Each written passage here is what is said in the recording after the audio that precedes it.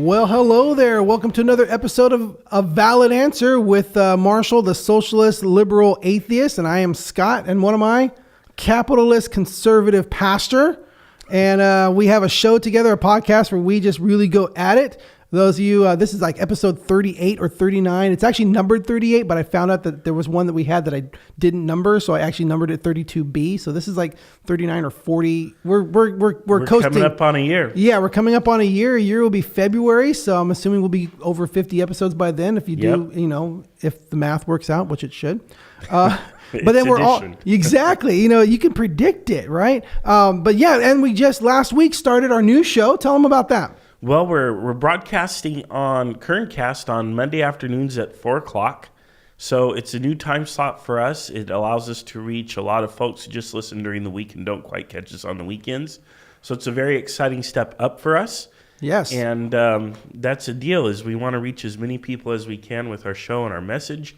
And it looks like that dream's coming true. I know. I'm really excited about that. Excuse me. I'm moving a little bit slower today. Just so you guys know what's going on, I was injured today. It was really, really dramatic. I told him. Yeah, not to mess with me. It's one of those things. I was actually afterwards later this afternoon. My son Josh, who's producing today, it's just crazy. One little mistake, one little thing that you don't think is gonna do, in the next several weeks you're in pain. So yeah. So at our church, I was outside the sound booth. It's actually called the front of house, but if I call it front of house, only people in the production industry will know what I'm talking about. Most people say, "Oh, the sound booth." We have a low wall. It's about when you're standing next to it, it's about where your ribs are, about where the lower part of your rib cage is. I found out today, but I'm outside the wall and I needed my jacket. I was going outside real quick and my jacket was hanging on the back of a chair inside the sound booth. So I leaned up against the rail, up against the low wall, and I'm leaning and I can almost, I'm like just like touching my jacket. I'm like, I just can't. And I leaned a little bit more and felt this rib, which was leaning up against the wall, pop. Like it literally did like that. I could feel it inside me. Dramatic effect. Dramatic, just go, and I'm like, I grabbed my rib and I didn't know if I was going to scream in pain or not. And church service was actually going on, or worship, and the door out was right there. And I covered my mouth and covered my and then ran out to the floor. I'm like, oh, I'm just walking around, and it hurt then, and then it started feeling okay. And then a few hours later, now it's really hurting. I tried to lay down and rest this afternoon, and I'm like, I sat down and then I laid back, and just as my head leaned back, my body's like stretching, and all of a sudden I could just feel this shooting pain across my rib. I'm like, oh, I can't even lay down.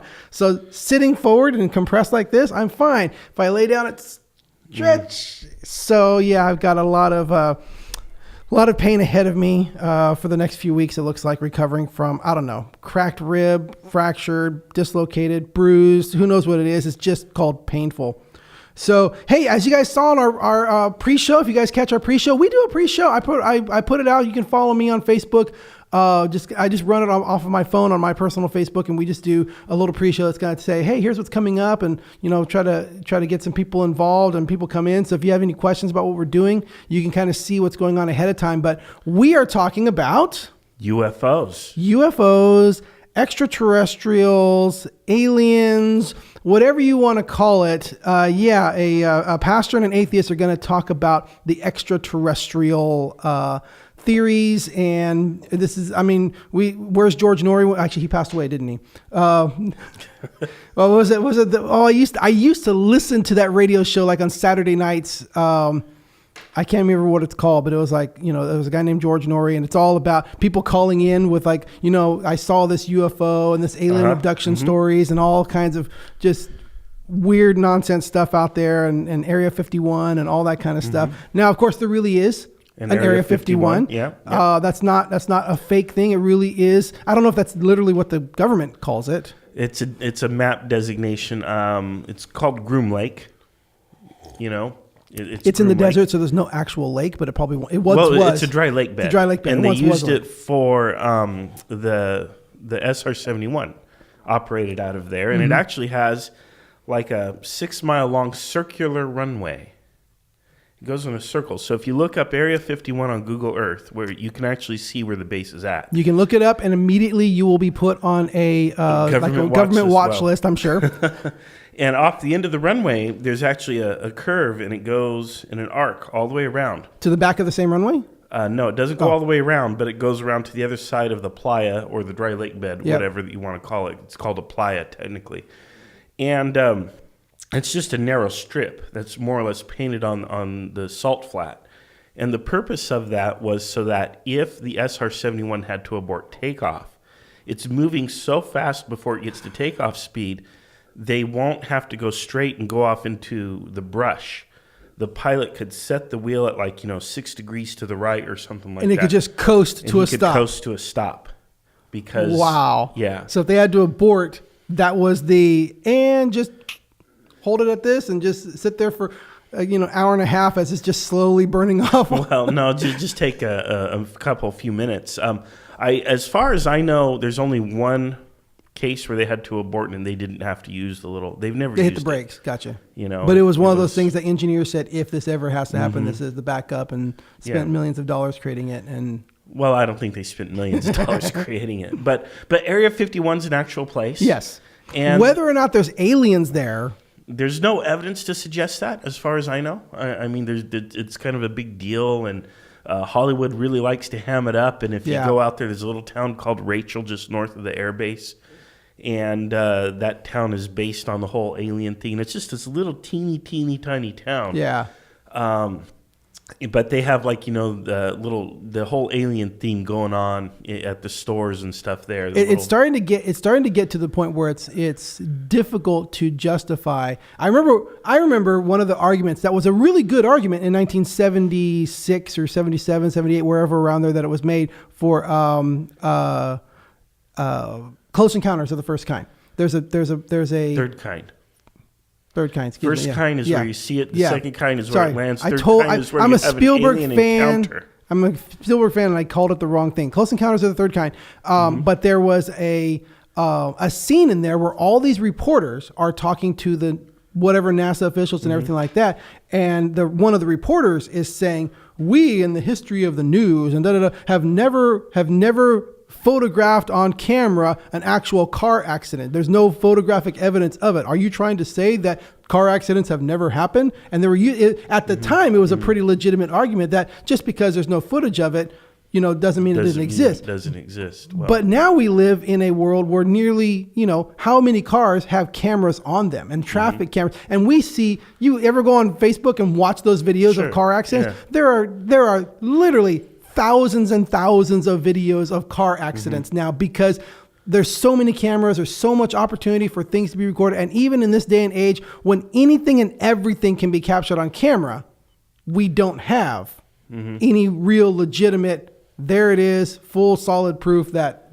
that's an alien craft or whatever. Well, the problem is with video evidence is it's anecdotal evidence. Yes, and it can be faked. And fairly easily. Right. And we've seen that with a number of photographs. Two of us in this room could probably do a pretty good job of faking it. Well, hey, in college, didn't you and I make up a whole bunch of fake pictures? That we were playing with perspective. Oh, yeah, that's right. That was just not UFOs. That was in camera. That was literally in camera. We were doing trick photography in college. Yeah, with an in camera. This is the days before digital. Like, couldn't scan it. Literally, I'm doing that in camera, doing general focus, and then lining things up, and then doing a time picture, and all that kind of stuff. And what you can do now on a computer, and it's virtually indistinguishable. Yeah. In fact, one of my son's friends who goes to Biola University works for a YouTube guy named Zach King. And Zach King became famous making Vine videos of all these visual effects, like a little, 10, 15 second Vine video of, here comes this car. This is how I get into a car. And as the car is driving by, he just jumps and suddenly he's in the car as it's going by. And it looks completely smooth and seamless. And it's all just a visual effect and everything like that. Yeah. But it can be done so easily now by, he was a college student at that time. Well, if you ask a scientist, do UFOs exist? If you ask me, hold on, do UFOs exist? I'm asking a scientist. Well, UFOs from, as far as an unidentified flying object, there's plenty of those. Yes. But do space aliens, little green men and flying saucers let's not exist? go past that. Let's not go past that, because that's significant. People are like, do UFOs exist? Yes, of course, UFOs exist. They are unidentified flying objects. It's something that somebody saw in the air, didn't know what it was. It's unidentified. The real question that they're asking is what? do little green men in flying saucers or something that like that thereof exist? And the scientific answer is no, because there is no scientific evidence that can be measured. Exactly. Scientific evidence is that it must be repeatable, observable, verifiable, falsifiable. There's this criteria for whether or not something meets a standard for scientific proof. Got it. And when it comes to extraterrestrials, that simply does not exist. And the only way that would exist is if we had regular, repeatable contact, almost like clockwork contact with aliens, and could, interact with them in a way that we know, hey, this is a real phenomenon. Remember this moment, because I'm going to come back to it later. Go ahead. Okay. All right. Now, on the other hand, there's another kind of evidence. Mm-hmm. We also will talk about anecdotal evidence, because there's actually something that I have to share with you that's really remarkable, really amazing in the anecdotal world, but it's pretty compelling in my opinion. Okay. So outside of anecdotal, is there any other kind of evidence? Yes, logical evidence. Okay. Now, if you ask any scientist, do aliens exist elsewhere in the universe? On the logical basis, almost all of them will universally say yes. Is there a model for that? It's called the Drake equation. Okay, cool. Okay, and the Drake equation... Is that scientific evidence? It's logical evidence, not scientific. Logical, not scientific, because it's not repeatable, measurable. It's only can be modeled based on logic and deduction. Correct. Got it. Correct. So reasonably, we can infer that aliens probably exist. And it's very simple. The universe is yay so vast. Yep. The Drake equation takes into account, it looks on the scale of the galaxy. And it looks at how many stars there are in the galaxy. Just the galaxy? Yes. Okay. But I think you can apply it to just about any galaxy. Yeah. But at the time that it was formulated, I think in the 60s, I think the guy is actually still alive. He's quite elderly, and he formulated this equation when he was young. It's been around for well over 50, 60 years now. But the Drake equation basically looks at the number of stars in the galaxy, the rate of stellar formation, the rate of planetary formation, how many planets are there, how many planets are in habitable zones around those stars, how many can have liquid water, and so on and so forth. And ultimately, it's designed to measure how many civilizations reach the point where they are able to communicate beyond, out into space. Not just exist, but can communicate into space and communicate with each other. Radio waves. Yeah, but could potentially communicate with another extraterrestrial life form. Gotcha. Correct. And even the most conservative, the most pessimistic filling-ins of the Drake equation, you can actually go online, and there are little programs where it lets you fill in your variables for the Drake equation, get an answer. You're going to get at least a few. And what that tells us is that, according to Drake's logic, there are at least a few other intelligent communicating civilizations right now as we speak in our own galaxy. Because there are, when you do the math, I remember talking about the Drake equation and all that, when you do the math of how many planets, how many how many stars, how many solar systems, how many planets, how many, all this kind of stuff, you actually get a pretty dang high number, but the final step of the equation is the most limiting part of that equation, which is what? What's that final step? Well, there's limitations in terms of who survives to the point where they can actually communicate. Yes. Survivability of the species once it gets to a certain level of technology. And then the ability of that species to actually depart the planet and become spacefaring is a whole nother level. Right. But what I was talking about is that the one that says that once the civilization reaches a certain technology where they also are reaching a certain technology where they can extinguish themselves. Precisely. And that becomes the most limiting factor, because even if they did get that far, likely they extinguish themselves. And the likelihood of that civilization and this civilization actually existing at the same time is the most limiting factor of finding other extraterrestrial life right now that we can, scientific limitations of travel put aside, that would actually be in existence for us to make contact with. That's the most limiting factor of contact. Am I understanding that correctly? Yeah, I think so. That's what I find. Carl Sagan. That was what I dealt with find. this. That's what I found the most fascinating about the Drake equation was that. Mm-hmm. But then that last one was like, oh, I never considered that the possibility that does that civilization still They're exist, wiping themselves or out. will our civilization exist long enough for the next civilization to catch up to where we are? Or it's just that whole talking about possible civilizations, but the fact that what are the odds of them actually existing at the same time is the most limiting factor of interactivity. Right. Well, Carl Sagan did a little demonstration on his TV series Cosmos. Aired it in the 1980s. You can sometimes catch it on Netflix. They bring it out every few years. And he showed a Christmas tree with winking lights. Mm-hmm. And he said, imagine the tree is the galaxy and the winking light is an intelligent communicating civilization. Well, you see one light come on here, and then it goes out, and another light comes on here, and then it goes out. So you're not getting that coincidence. Not only that, there's also an incredible vast distance. Coincidence. Two incidences happening at the same time. Correct. Yeah, that's what it means. and right. Mine. And then you have incredible distances, right? Yeah. Where like all the stars that you see at night are only within, I don't know how many light years of Earth, but it's probably within only a few hundred tops light years from Earth. So everything that we can see at night in the night skies is tiny, teeny little bubble around the sun. And then you have this vast galaxy that is far beyond that. And if something were to travel at the speed of light, it would take hundreds, if not thousands of years to arrive at Earth. Now, the next question is, can something travel faster than the speed of light? And as far as we know, according to our physics, the answer is no. Gotcha. Because the faster something accelerates, the more its mass increases. Yeah. Meaning you need ever-increasing energy to propel the object faster and faster. Unless you can break the confines of space-time. Right. As long as it exists within space-time. space-time. To relativistic speeds, time slows down for the object that's moving fast, but its mass also increases so that it has infinite mass and now requires infinite energy to actually surpass the speed of light. Right. And yes, there is a theory that if we could create like a warp bubble like on Star Trek, which is the whole theory, we could actually travel faster than the speed of light. But we don't have the physics to do that. We don't. All of the discussions of faster than light travel that ever exist in science fiction are almost all based on the idea that you are exiting the space-time continuum in some way.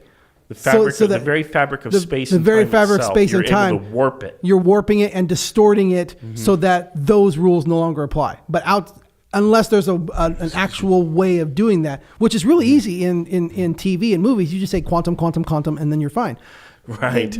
The quantum acceleration drive allows us to. Okay, so the flux capacitor. Yeah, so you can do whatever you want with the word quantum. It used to be radiation back in the 50s. With radiation, it does this. Right. So now the new word is quantum. So just throw quantum on there, and there's some way of doing it. Well, a quanta is the smallest possible packet of energy. Yeah. Just throw that out there. Gotcha. Perfect. Hey, Joshua Roberts asked us a question, but I can't see the rest of it. I don't know if you can on your. You're usually able to pull that up. I don't know what's up with his iPad and the way he can view. I try to click on there and it says see more, and I click on see more, and all it lets me do is add emojis. So I don't know, but Josh he just says, have you guys discussed simulation theory yet? That the universe is a simulation. Is that what that is? I don't want to go off onto that because I think that's a little off topic for tonight. All right, cool. But I think that's a fantastic thing to talk about. It's a very compelling and interesting topic. Basically, the hypothesis is that we're living in the Matrix. Got it. Yeah. So that's something worth philosophizing over and investigating. All right, so. Yeah, how do you do that? I try to tell. Anyway. Yeah, well, maybe I have a later version of iPad, and maybe so. Maybe yours is just magic. All right. So what is this? If we get back to it, the science, I don't know. Can you call it a scientific theory of alien civilizations or a scientific theory of first contact? Are we able to do it as far as like models and logic pointing us to the possibility that scientists? That you can actually have a scientist say, hey, there's likely. Well, we say that just based on logic, right? If the universe is virtually infinite, as far as we can tell now, infinity is not a number or a value. Right. It's a concept. It's an idea. But the universe is vast beyond our ability to measure it, frankly. Yeah. other than in the most vague and general terms. And given this, the likelihood that another intelligent civilization exists somewhere out there in the universe is pretty high. Gotcha. I mean, it's virtually guaranteed, right? Okay. Because you have an infinite number of chances, right? So given that, yes, most scientists will argue that intelligent life probably does exist, but as far as they can tell, it has not been here. But has not been here. it is time to get to the bombshell. Go for it. It is time to get to the most compelling anecdotal evidence. Our scientist is going to produce anecdotal evidence for us. Well, it's pretty. It changed my mind. Okay. It had a big impact on me.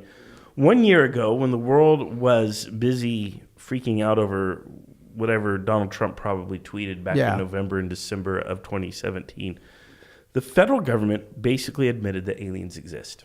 The federal government. Yes. So Department Donald of Trump Defense. said, oh, sorry. Department of Defense. Maybe it was a Donald Trump tweet.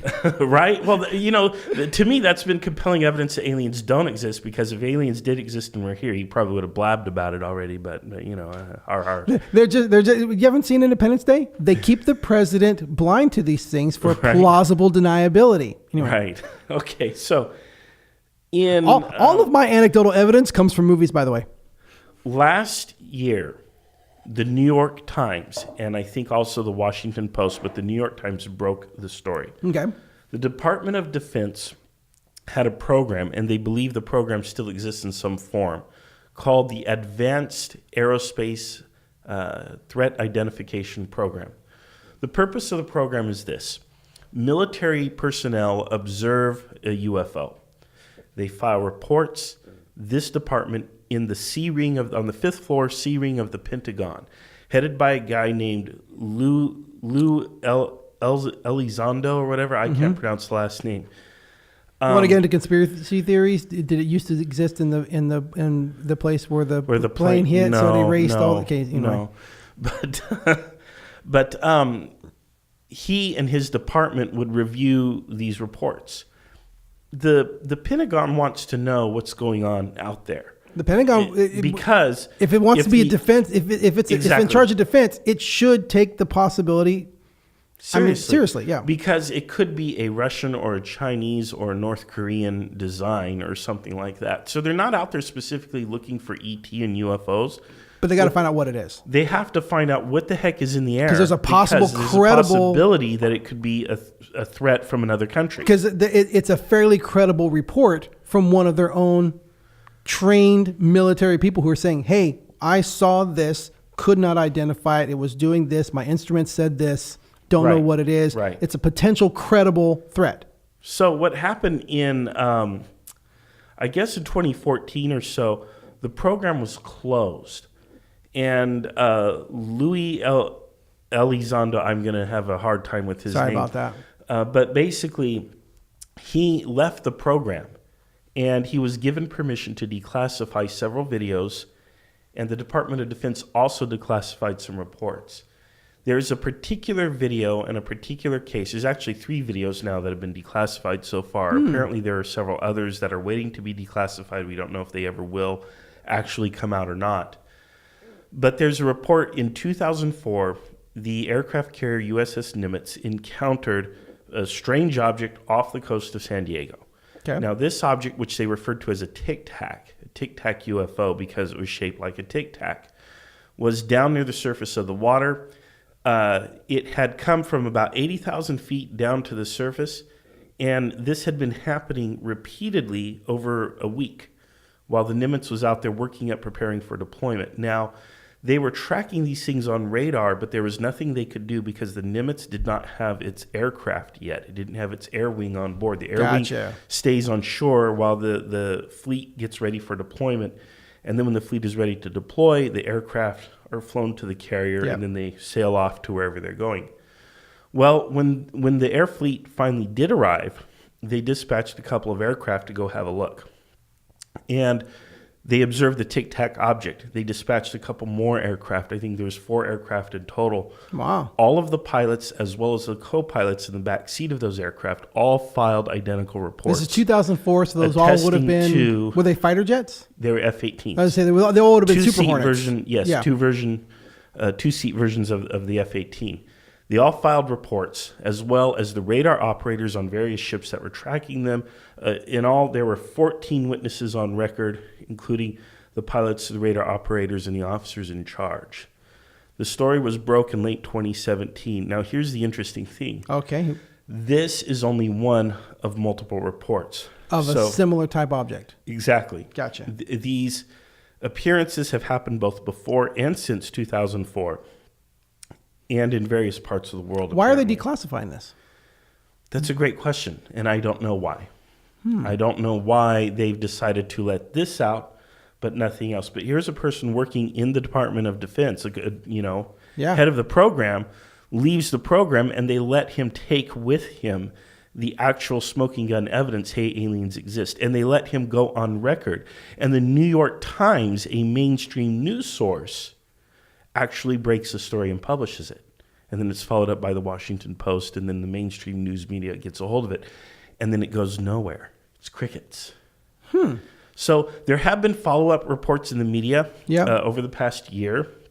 This guy Louis has been doing some media appearances, some interviews, and other things. So he does come out and he does speak on this topic. And he says in his estimation, yes, they are real. They exist. They're alien. They are not of this earth.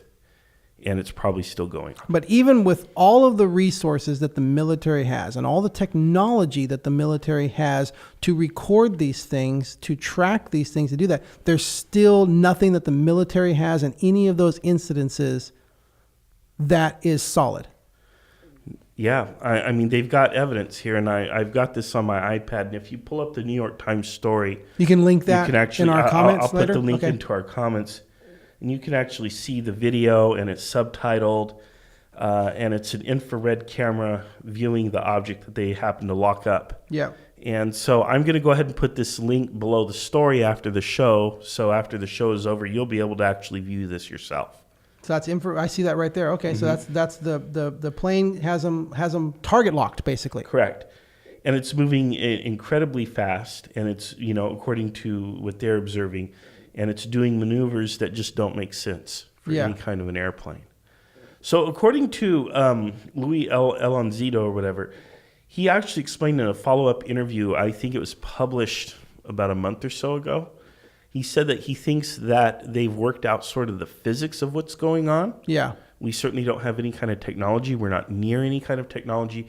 But he does think that our researchers have a pretty good idea of how this thing is operating and how it works. What technology would have to be used in order for it to do what it's doing. Exactly. So they've sort of worked out the mathematical questions, but as far as actually building something or anything like that. Basically, they're going off something and reverse engineering it, saying, well, we've seen what we think is something that's doing these maneuvers, and the only way you can do these maneuvers is if you have this type of technology that we cannot produce. Exactly. Gotcha. Exactly. So it's a theory. It's a it's not even a theory. It's a hypothesis. It's a hypothesis, and it's a model.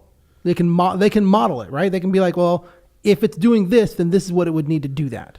Correct. Gotcha. Correct. We have another comment, and I don't see it on Josh, I don't know. He says, hi, I have managed to miss all of this. I know, me too. I don't know how. Like what? Maybe it's the media blackout. They don't want you to know. It's a conspiracy theory. Is this? Are we turning into conspiracy theory radio or? Well, we're just reporting information, and I'm telling you from a scientific perspective, the answer is a very resounding no. But from a logical perspective, the answer is a probably. Mm-hmm. And as far as actually ET coming down to Earth in little spaceships, why again scientifically is it absolute really don't no? know, because science relies on the ability to test. Science is all about testing. But can't you test other things, and that would possibly prove that there's alien This life? isn't a repeatable phenomenon. We can't control this phenomenon, and it doesn't occur, on a clockwork basis. So it's not like we can go to an island like Charles Darwin and observe the finches. Mm-hmm. It's absolutely not like that. We can't put these guys in a test tube and measure them. There's no types of measurement that we can do that's repeatable and verifiable.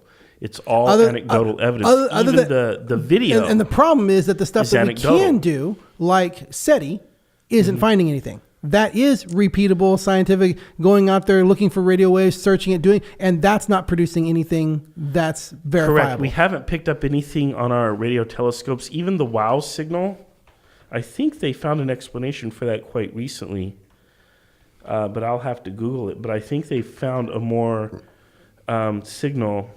mundane explanation for the WOW signal. And if you guys know what that was, in the 70s, a radio telescope picked up a very distinct and clear radio signal that was not like anything natural. It did not appear to be produced by something in nature.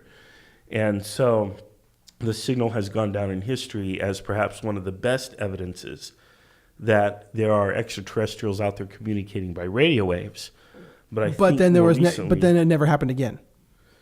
It says, here in Wikipedia, it says the WOW signal remains the strongest candidate for an alien radio transmission ever detected. But it never happened since then. Right. Again, it hasn't been repeated. They've gone back. They've tried to look at it. In fact, when the signal was received, nobody was listening. It wasn't until they went back through the data and looked at the data printed on a paper that they're like, wait, what is this? Yeah. What happened there? Exactly. Who fell asleep at the wheel? Yeah. How could you miss this? Right. Yeah, in all the movies, it happens when somebody is watching. Like there really is somebody who sits 24 hours, and it's a shift of people that are just sitting there listening to the static coming through, and then they call the supervisor. Oh, we hear something right here, and then they come rushing in the middle. It's always in the middle of the night. You notice that? Aliens never visit us in the daytime. Well, we have sent out messages. We sent a radio signal from Arecibo, which is at the time in the 70s and 80s, the largest radio telescope in the world. It's in Puerto Rico. It is no longer the largest radio telescope. I think China now has that. They just fired it up this year. They actually relocated an entire village to plot down this massive radio telescope. Like I said, sounds about right. It's China. Okay. And so far we haven't heard anything. Yeah. You know, we do get some pretty interesting radio transmissions from deep space, but there's no reason to believe that any of these transmissions have an intelligent an intelligent origin. They could be the product of natural phenomenon that we simply don't yet understand. So earlier I said, remember this moment. I'm going to come back to this. Let's have it. I was being facetious in that I was listening to you say how since something is not repeatable, science absolutely cannot say what it is about it because it cannot observe it, cannot repeat it, cannot measure it, but you can still have models and theories toward it, but those are not scientific proof. Correct. So I was so you can't repeat or measure the creation of the universe, but yet you still call that scientific fact. Well, you can. We do have a lot of measurements with regards to the universe. The universe is expanding. No, but I'm saying creation of the universe. The actual moment of creation of the universe is not repeatable. It's not measurable. We have theories and models of what it is, but it's not a repeating, measurable event. So therefore, according to what you just said, it can't be science. Oh, I know that's totally wrong, but I wanted to come back to theory, right? Yeah, not but, Big Bang fact, but again, scientific theory, you're pretty good betting on it. But you would not call UFO scientific theory because you emphatically said no, it's not scientific theory, it's logic theory. Correct. So evolution is actually logic theory. The creation of the universe through the Big Bang is a logic theory, not a scientific theory. Well, no, it is according to what you said. No. Big Bang has a heck of a lot of evidence to support it, both physical and mathematical. But not measuring the actual event. And it measured other things that point to it. Go back to within a teeny tiny fraction of a second after the instant of the Big Bang. The actual instant of the Big Bang is more or less theoretical, and we're not 100% certain. Gotcha. And as far as before, well, there is no before because time is a dimension of this universe. Yep. It'd be like, standing in a round room saying, find the corner. There is no before the Big Bang because there is no universe for time in which to exist. But there was. It's called God.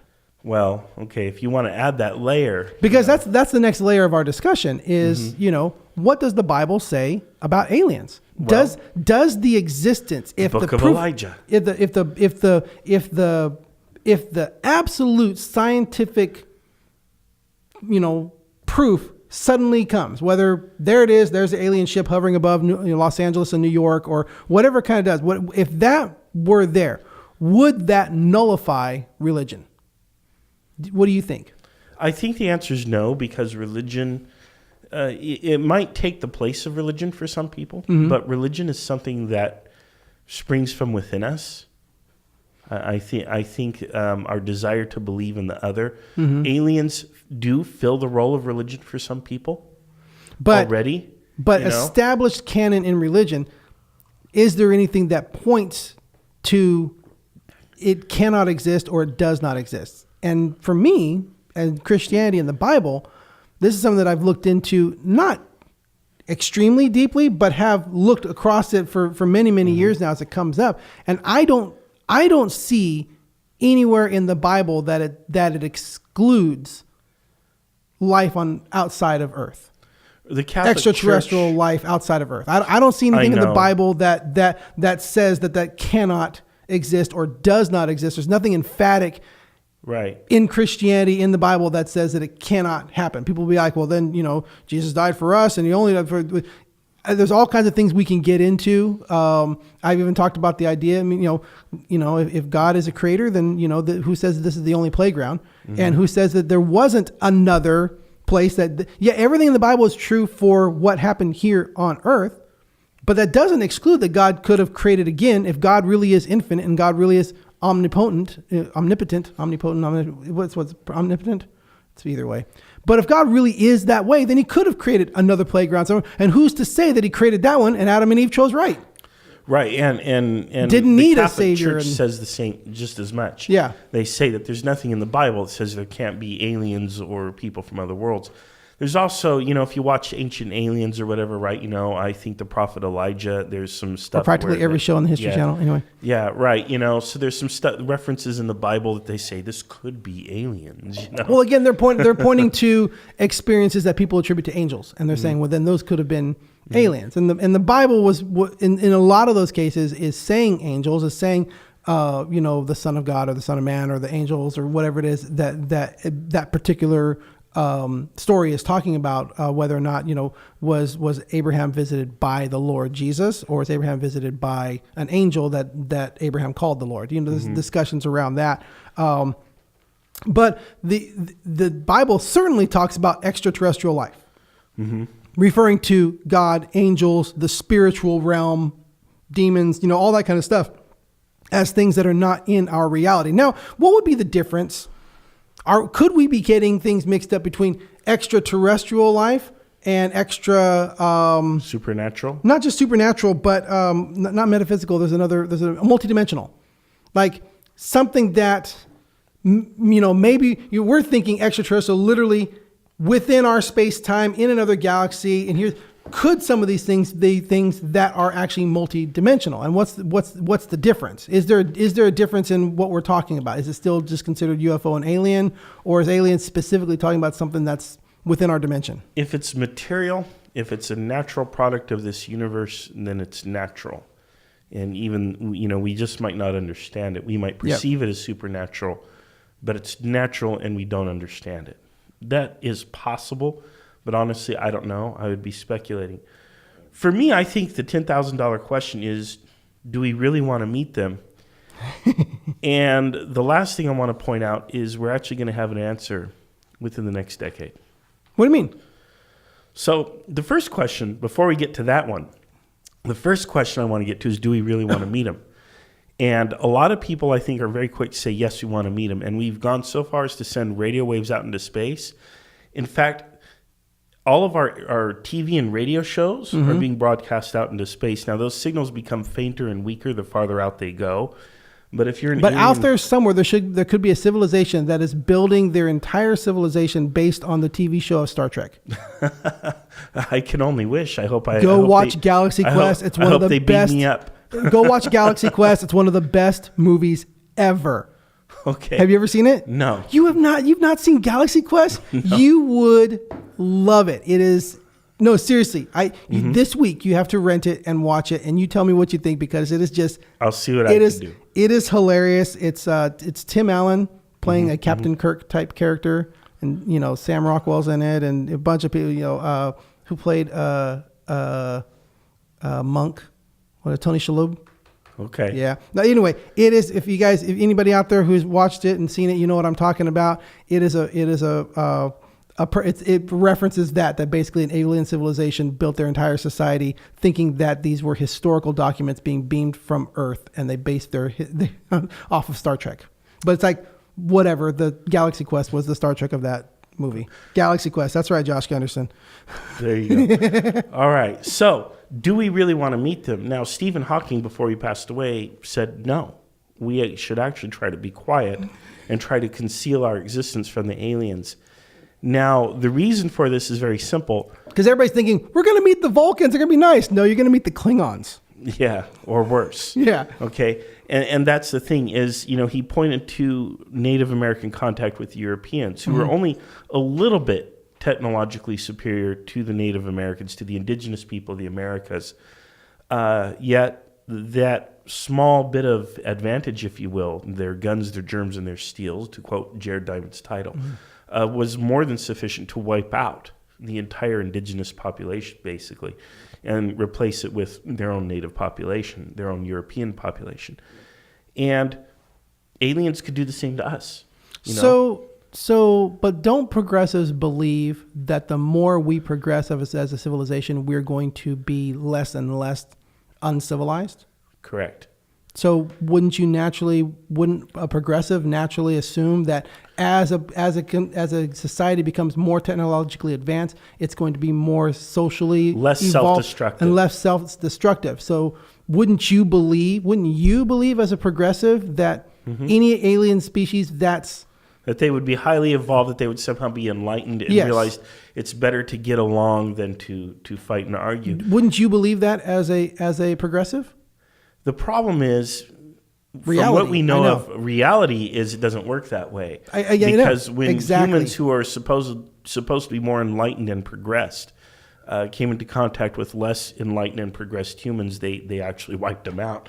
So there's no evidence that that's actually true. So there's no evidence. There's no evidence. And we certainly wouldn't know in the case of aliens. So there's no evidence towards that theory that progressives have that humanity is getting more civilized. We'll get more civilized.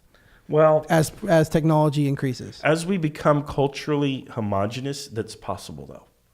As we become more homogenous as a world, as a civilization, is that necessary to attain the advances necessary for intergalactic space travel?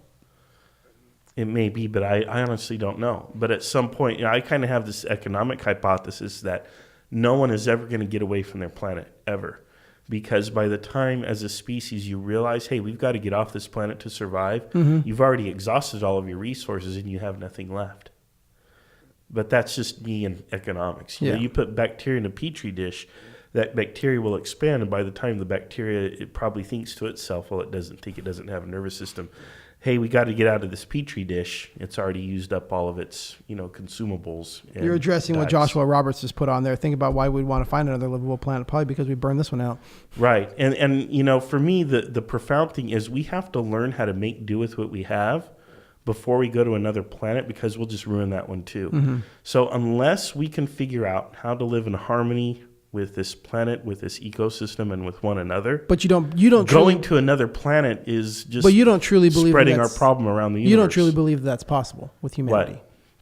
I don't think we're going to make it. I'm skeptical, but I could be wrong. You have to also keep in mind, to answer my own skepticism. Humanity has survived every crisis, every curveball, every natural disaster, every disease, every conflict thrown at it.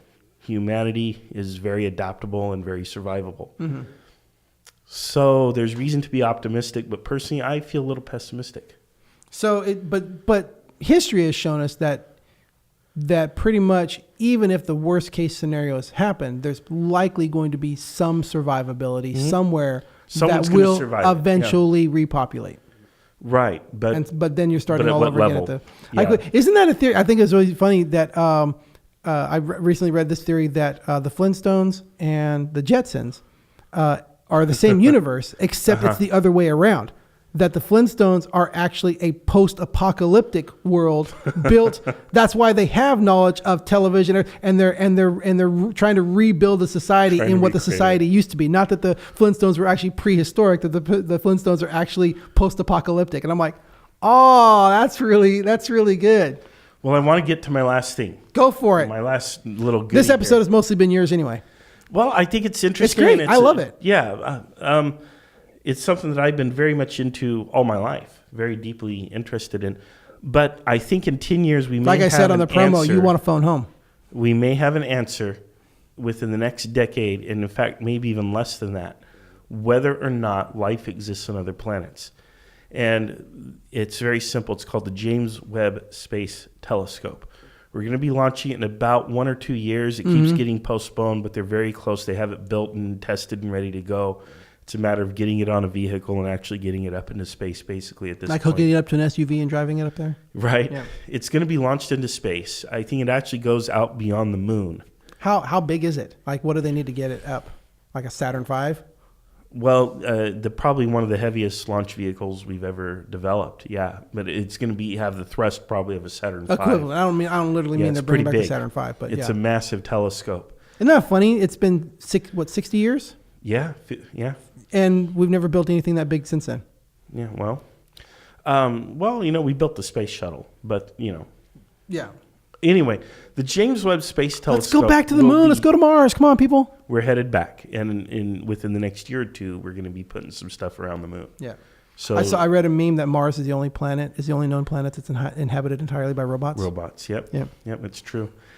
But the James Webb Space Telescope is going to be it's going to be so sensitive that it will be able to detect biomarkers, which are certain chemicals such as high concentrations of oxygen, which is only produced by natural synthesis. Plants basically produce oxygen. That's cool, Josh. His grandpa was a quality control engineer on the Saturn V. That's pretty That's awesome. awesome. The telescope will be able to scan for those biomarkers in the atmosphere of planets orbiting stars far out in space. So what will happen is they will actually turn this thing towards, a star out in space. And when the planet passes in front of the starlight will filter through that planet's atmosphere. If it has whatever atmosphere, if at all it has. Right. Yeah. And we do know they have atmospheres. Yeah. We've detected those atmospheres. And what will happen is what we know will happen is the chemical composition of the atmosphere it will absorb certain wavelengths of light, and that will tell us what chemicals are present in the atmosphere of the planet.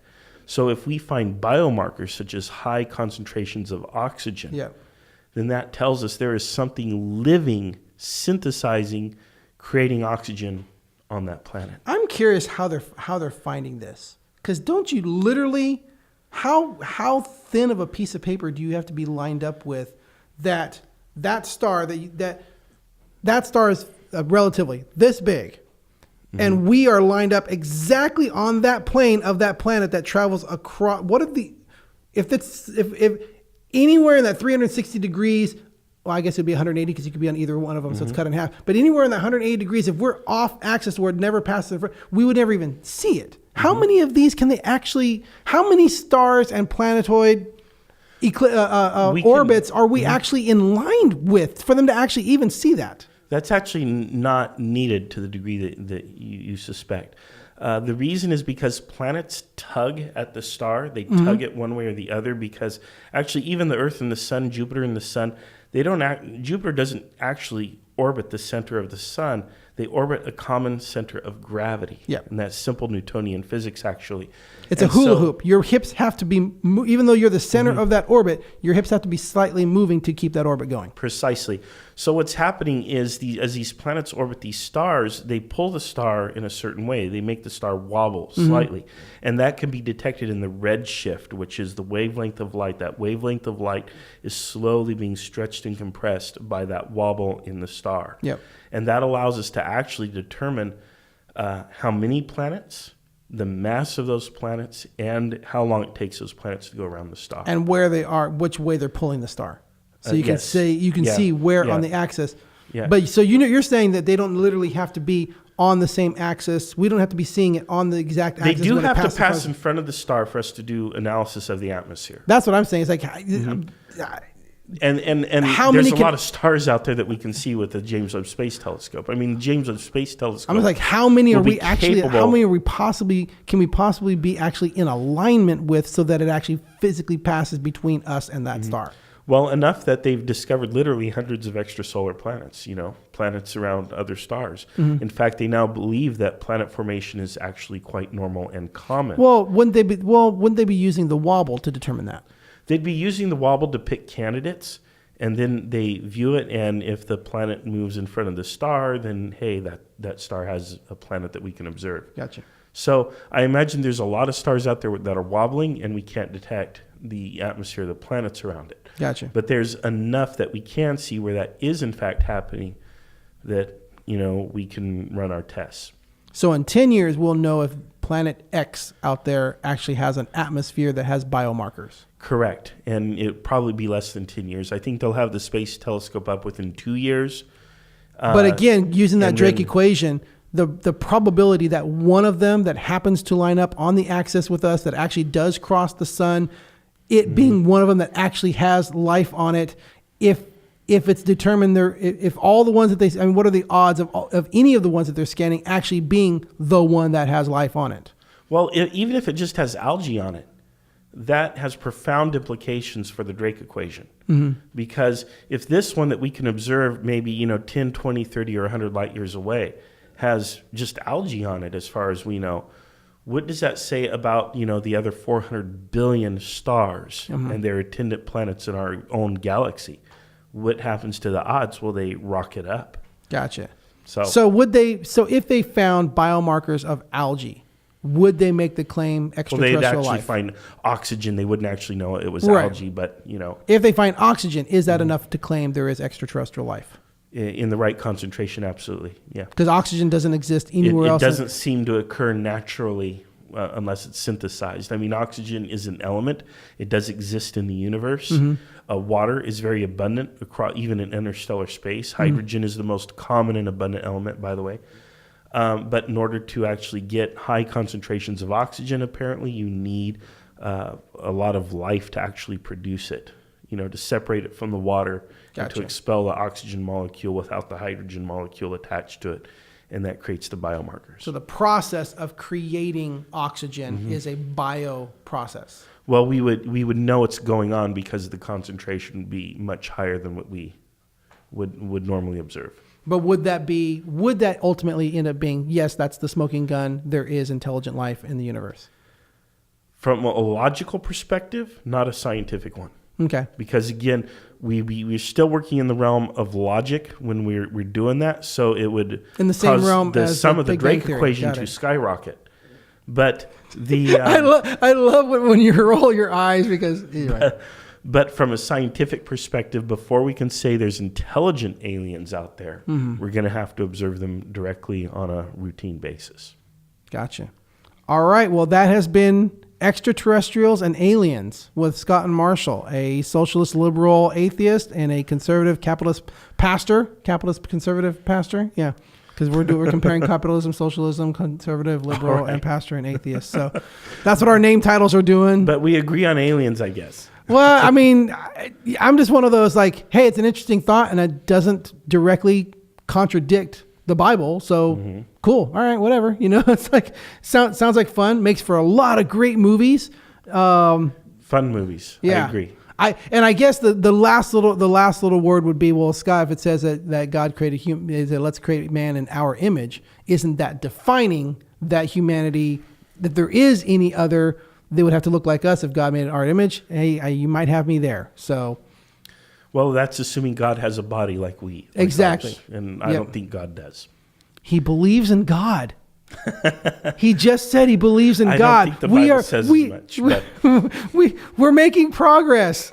Hey, catch us here every Sunday night at 5 and now on Monday afternoons at 4 right here on kerncast.com, Facebook Kerncast. Communicate with us like our friends Josh and